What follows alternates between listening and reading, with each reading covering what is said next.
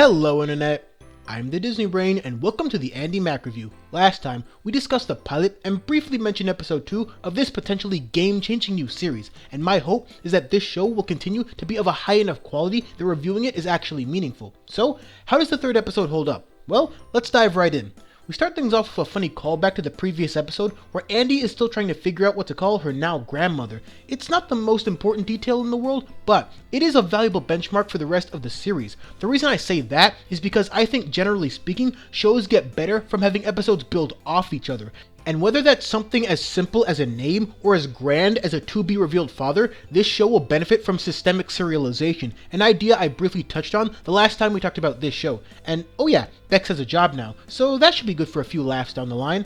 The core of this episode is Bex wanting to show Andi a scary movie because why not, while Grandmother Mack isn't overly fond of the idea. But since Bex is Bex, she goes behind her mother's back and watches the movie with Andi anyways. This leads to Andi getting detention, missing what would have been her first Ultimate Frisbee game, and spending said detention with what I can only imagine to be the estranged wife of Pennywise the Clown. But as far as the attempted scare elements go, the sound editing and camera work is pretty solid throughout. I severely doubt it'll scare anyone, especially since the tension is in the daytime, but at least the attention to detail was there in an otherwise just for fun scene. Naturally, this incident doesn't go over well at the Mack house, as Bex and Grandma have their all too familiar argument regarding who should be parenting Andi, to which Andi replies, "You're the adults, you figure it out."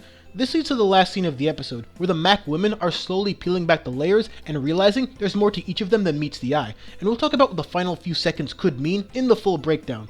What we get from this episode is something I didn't think we'd see so early on, which is a plot that does well to develop both Buffy and Cyrus as characters. The best part about this detail is the fact that they spend a fair amount of time away from Andi while that aforementioned development is happening. This is important because it effectively conveys both characters as not just best friend side characters, but as individuals with their own passions, interests, and personalities that don't necessarily have to include the title character every single time. It does help that Andi was in detention this time around, but I'd like to think that that was the intention, to give her friends some growing space, and through Cyrus being into sports, just not playing them, and Buffy being hyper-competitive, always a plus for me, we learn more about them in their 10 minutes of screen time than the entirety of the last 2 episodes. Plus, that scene of Buffy basically saying, "Nope, I got this," is the funniest thing I've seen on this show so far.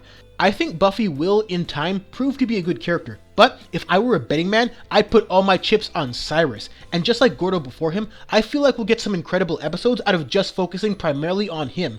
And that's Andi Mack, episode 3. A really different episode vibe-wise, but in a good way. This show knows that it doesn't have to rush anything, so it wisely takes some time off from the heavy family drama of the pilot and even episode 2 to a lesser degree to focus more on developing characters. Everyone here, save Jonah this time, gains an additional layer of characterization, some more than others, and the stuff they work on in episodes like this will likely show up again somewhere down the line in either subtle or overt ways to give context to future adventures, and assuming that's the plan, it's exactly what great character development looks like. The main plot here isn't all that important, but the continued growth of the Mack women and how well they can coalesce will always drive the plot in one way or another, and it'll make things even more interesting when they disagree on something with much greater significance as Andi matures. And speaking of characters, let's talk about Cyrus. I really didn't want to say anything in the pilot, but since rumors are floating around anyways, I might as well address the speculation.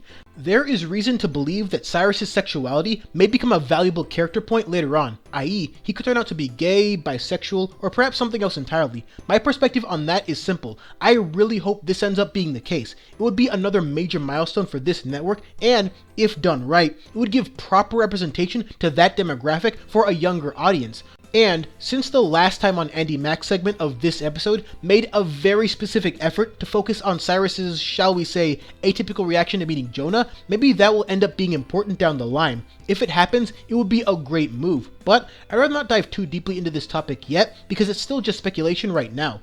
But what this episode is most definitely setting up is what we already knew it would, the eventual reveal of Andi's real father, and now she actually has a picture of him. This is a very smart play, because Andi Mack as a show can play this game maybe every other episode as the clues are slowly unveiled, and it'll make the eventual reveal that much more satisfying having done their due diligence of methodically putting all the pieces in place, because for as great as the episode 1 twist was, this is the reveal that really needs to bide its time and wait for just the right moment.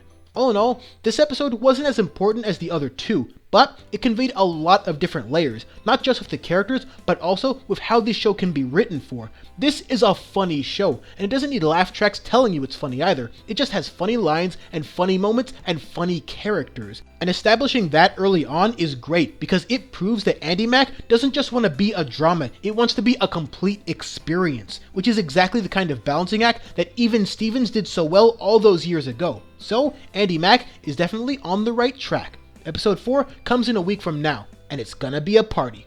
And until then, thanks for watching.